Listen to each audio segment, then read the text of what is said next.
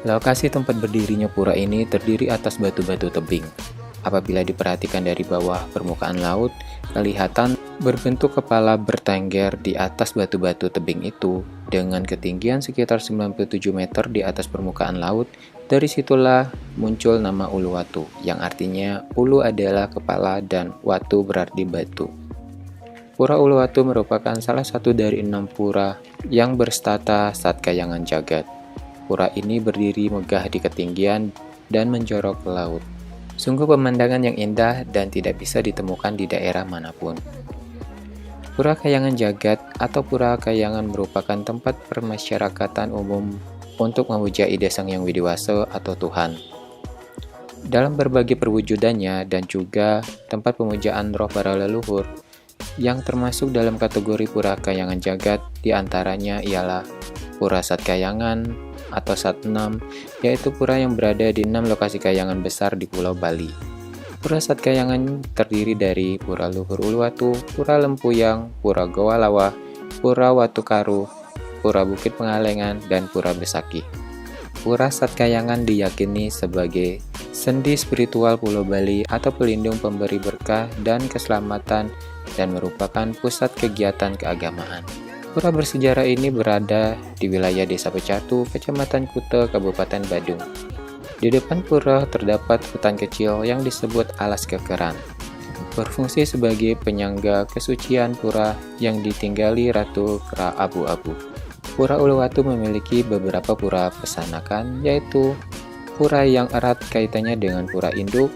Pura pesanakan itu adalah Pura Bajurit, Pura Prerenan, Pura Kulat, Pura Dalam Selonding, dan Pura Dalam Pengleburan. Masing-masing pura ini mempunyai kaitan erat dengan Pura Uluwatu, terutama pada hari-hari piodalannya.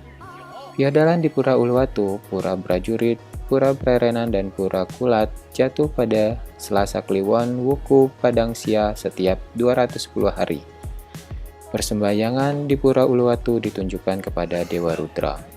Menurut cerita sejarah Bali, sekitar tahun 1489 Masehi, datanglah seorang Purohita ke Pulau Bali. Purohita adalah sastrawan dan rohaniawan yang bernama Danghyang Dwijendra. Danghyang Dwijendra adalah seorang pendeta Hindu kelahiran Kediri, Jawa Timur, atau Kerajaan Majapahit. Dyang Dwijendra pada waktu Walaka bernama Dyang Niarta. Beliau menikahi seorang putri di Daha, Jawa Timur. Di tempat itu pula beliau berguru dan didiksa atau pemberkatan oleh mertuanya. Dyang Niarta dianugerahi Biseka Kawihon dengan nama Dyang Dwijendra. Setelah didiksa, Dyang Dwijendra diberi tugas melakukan Dharma Yatra sebagai salah satu syarat Kawihon. Dharma Yatra ini harus dilaksanakan di Pulau Bali dengan tambahan tugas yang sangat berat dari mertuanya, yaitu menata kehidupan adat dan agama khususnya di Pulau Bali. Maka dari situlah diyakini bahwa selain Pura Satkayangan yang termasuk dalam kategori Pura Kayangan Jagat adalah Pura Dangkayangan, yaitu pura yang dibangun oleh pimpinan spiritual pada masa lalu. Sebagian besar Pura Dangkayangan mempunyai kaitan erat dengan Danghyang Dwijendra. Dalam kisah sejarah itu pula diceritakan bahwa pada saat Danghyang Dwijendra melaksanakan tugas suci dari sang mertua itu terjadi pada zaman pemerintahan dalam Watu Renggong, sekitar tahun 1411 Saka atau 1489 Masehi. Sedangkan tugas yang sedang dilaksanakan oleh Danghyang Dwijendra tersebut dikenal sebagai proses yatra atau perjalanan spiritual yang menempuh rute dengan mengelilingi Pulau Bali sampai ke Nusa Penida dan Lombok. Di beberapa tempat yang disinggahi, dibangunlah beberapa pura termasuk Pura Luhur Uluwatu yang menjadi akhir dari yatra sang pedanda asal Majapahit tersebut.